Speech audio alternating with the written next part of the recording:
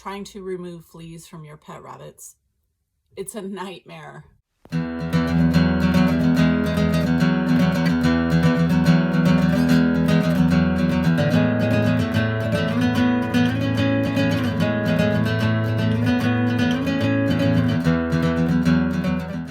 Rabbits still thrive and do very well when staying as natural as possible. They are creatures of nature. Their fragile little systems demand that we approach problems as gently and safely as we can. But as I always say, if your animal is sick or injured, please take him to the veterinarian. My hope is that you have one near you that has direct long-term experience treating domesticated rabbits, or that there is one that at least has a rabbit specialty of some sort in addition to being an exotic pet veterinarian. Any of the information I share is not intended to be used as a replacement for advice that you would receive from a rabbit specialty veterinarian or other veterinarian professional who has experience treating domesticated rabbits. Do what is best for your pet rabbit always. That said, let's get started with the information I have found and what has worked for me and has also proven safe and effective for the rabbits in my care. First, we all know that rabbits do not respond well to synthetics as well as other animals. That is a well-known fact. What are these synthetics that rabbit-savvy veterinarians often refer to? Well, the synthetics I'm talking about refers to medications, treatments, powders, sprays, chemicals, shampoos, topical lotions, and even some vaccinations. Rabbits have very frail, thin skin. They have a fragile structure and overall a fragile intestinal system. This makes dealing with parasites such as fleas makes it more difficult, and it should definitely make you stop and consider any and all advice you get about the health and wellness of your pet rabbit. I wanted to discuss several types of parasites in this video, including ticks and mites and mosquitoes and even lice. But there's not time in one video for all that. I'll try to keep this as short as possible. There's a lot of information. I'm going to try to summarize it as best I can. So in this video, let's just discuss fleas, and I'll talk more about my outdoor space in a future video. I treat my yard for parasites, and I keep my rabbits as safe as possible in all of their outdoor playtime spaces. But that'll have to be a different video. I mentioned earlier in this video that I have always taken my rabbits outdoors for playtime, and I'll continue to do so in the future. Before I moved to this house that I live in now, I never saw one flea on any of my rabbits. And I've been here now for about 1.5 years. To date, all the fleas I have ever seen have been in my house. They're not in my yard, nor does there seem to be any problem out there at all. And again, I work at that to make sure that the problem does not exist outside. The rabbits and I moved in, and one day shortly after, little spots started appearing on the backs of the heads of several bunnies. And through my journey of fighting these fleas, I've taken pictures and videos of my process, and so I'll show some of these here for you that I've kept in my video and photo files. The former owner that owned this house did apparently have a bad flea problem. She did not disclose that to me when I moved in. As I said before, it was one of the hardest things that I've dealt with about this place, and this place needed a lot when I moved in. But the fleas and the unhatched fleas in their larvae and pupa phase survived all of that, and I had a problem. So just briefly, fleas are parasites that consume blood. In fact, an adult flea will consume an amount of blood 15 times its body weight every single day. Fleas mate and replicate very quickly and efficiently, which is why there are new fleas within weeks of you getting rid of the first round of fleas. And that cycle goes on and on and on until you eradicate it completely. To summarize the problem with fleas, you can and should kill every single flea on your pet rabbit if you ever have this problem. If you have cats and dogs in the house, same thing, but they can receive treatments that rabbits don't respond as well to. So that's a little easier to keep the fleas off cats and dogs and other kind of pets. Rabbits don't do so well with those treatments. And even if some people have had luck with those treatments, it's still a risk. The mating cycle of a flea causes real havoc. That's where the real problem is. Getting the fleas off your rabbits, not so difficult. Getting control of the flea eggs that fall onto your floor and hide in carpets in every crevice of your room, that's the problem. You won't see them, they're just there. Depending on how quickly you kill the adult fleas that live and thrive on your animals, there can be so many eggs hidden around in your carpet and other spaces, and they're so well protected that they can stay there in hibernation for months and months and months, and then erupt into adult fleas once you think the problem is long behind you. Without getting into the whole flea life cycle and the heavy science of it, that an egg, larvae, and the pupae phase, these phases that a flea goes through before it hatches into a new adult flea. That occurs, so fleas mate and they go into a larvae phase and they go into a pupae phase, and they can stay in this very well protected cocoon-like state for months. And that is the problem. That is what demands very aggressive and consistent action, because in a few months, or even in 5 months or 6 months, or in 1 month or 4 weeks, a new flea generation will hatch, and then they'll lay more eggs, and then they get deposited on the carpet. And this whole cycle, you can see what the problem is. It's very hard to get control of that problem if you do not get it aggressively enough the first time or two that you discover the problem.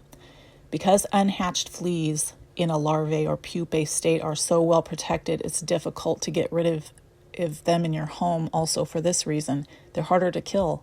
When they're in that state, they're so well protected that they don't even respond to a lot of the chemicals and flea bombs and things like that. Let me just say it this way. You can get every last flea off your rabbit with a flea comb. That is a safe, effective way of doing that. And you should do that immediately once you discover the problem. Do it day after day until every single flea and all evidence of fleas, the flea dirt, the little dark stuff the fleas deposit on your rabbit's fur, do it until that's gone. Then get those rabbits out of the area and treat the entire room aggressively. You have to get the fleas off the rabbit before you move them out of the room that's infested, because if you don't, the rabbit's just going to take the fleas into another room, and then those fleas are going to lay eggs into your new room. Then you've got flea problems all over the house instead of in one area.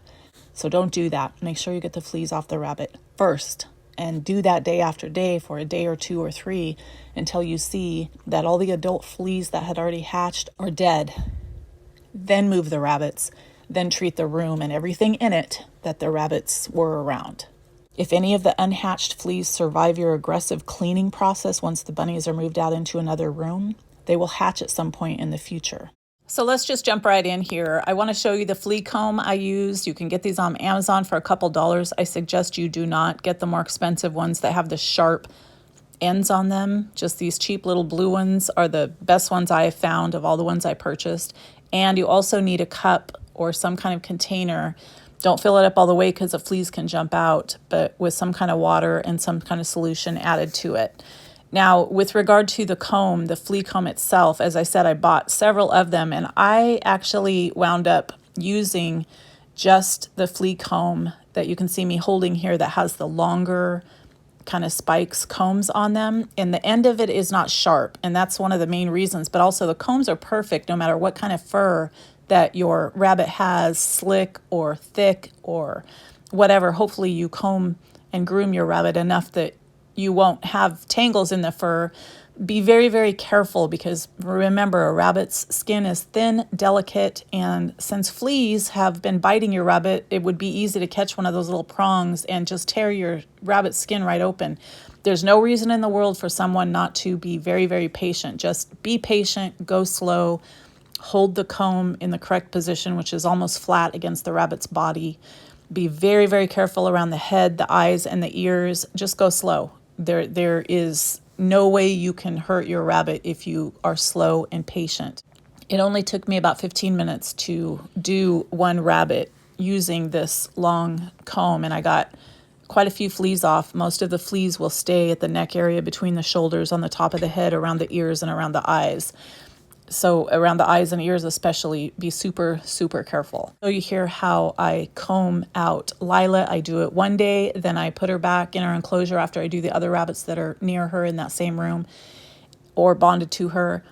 And then I take the fleas off and I put them in a dish of water. The way I prepare this dish of water is I put water not too close to the top, leave some room because you don't want the fleas to jump right out, and don't make it too bubbly. So you want to run the water in it, squirt some dish soap in it, and then use a spoon or something to stir a little bit of the dish soap around. Don't run the water back on top of the dish soap after you drop it in the water, because it's going to make suds, and believe it or not, the fleas will sit on the suds and jump right out. So just a few suds is fine, but not a lot.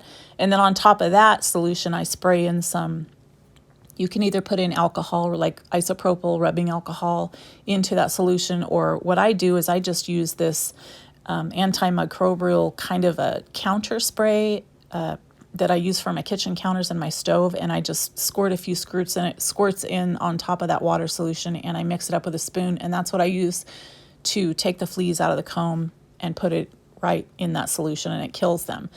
And when you're using a flea comb, one of the benefits is you don't have to wait for any toxins to absorb into your animal's very fragile skin. The fleas are dead. They go from the rabbit to the solution. They're dead. They're never going to breed. They're never going to mate. There's never going to be another generation produced from that flea. It's gone. Just takes a few seconds.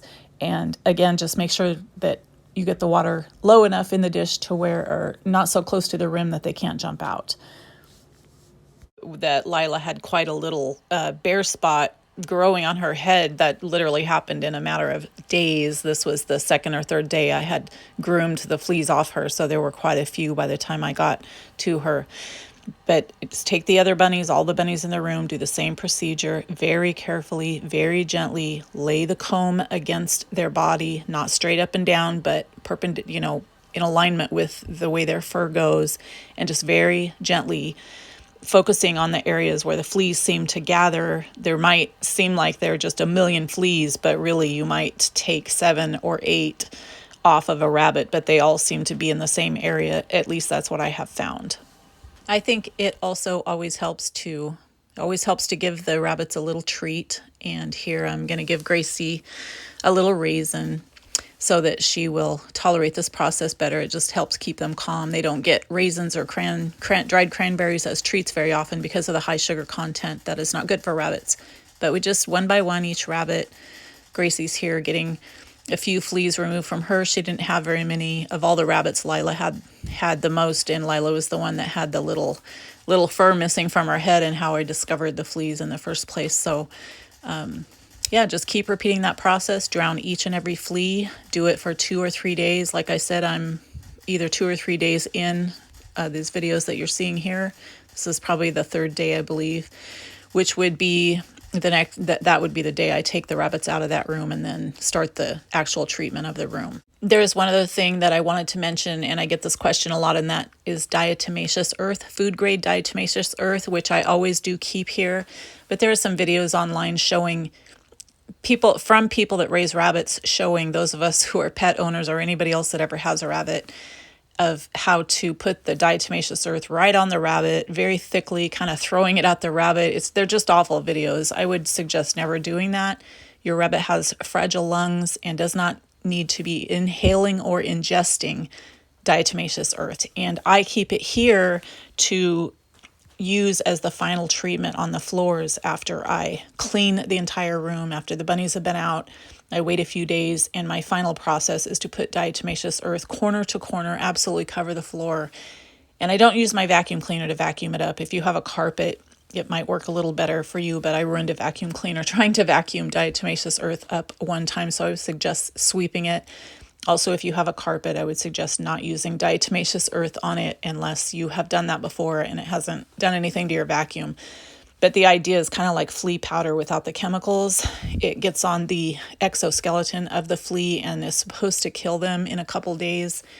I can't attest to whether that works or not. I just know that you shouldn't be slathering it all over your rabbits because of their partner's going to groom them. They're going to groom themselves. They're going to get it in their mouth. They're going to ingest it.